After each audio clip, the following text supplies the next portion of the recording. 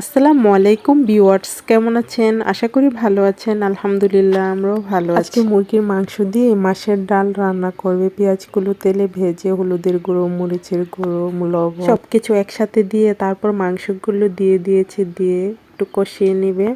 মাছের ডালগুলা অন্য একটা পাত্রের মধ্যে পানি দিয়ে একসাথে মিক্স করে নিচ্ছে পরিমাণ মতো ডাউলগুলো দিয়ে। এখন ডাউলগুলো পানির সাথে ভালোভাবে মিক্স করে নিচ্ছে যাতে করে কোথাও গুটি না থাকে, একদম মিক্স হয়ে যায়। এখন মিক্স করা ডাউলটা কষানো মাংসের সাথে দিয়ে দিচ্ছে, দিয়ে পানিও দিয়ে দিচ্ছে অল্প পরিমাণে, দিয়ে ভালোভাবে মিক্স করে নিচ্ছে একসাথে। এখন একটা ঢাকনা দিয়ে ঢেকে দিচ্ছে। মাটির চুলার মধ্যে রান্না করলে খুব তাড়াতাড়ি রান্না হয়। আমার আম্মুর আবার মাছের ডাল খুবই প্রিয়। প্রায় রান্না শেষ। আপনারা চাইলেও মাংস দিয়ে মাছের ডাল রান্না করতে পারেন, খুব টেস্ট হয়েছে।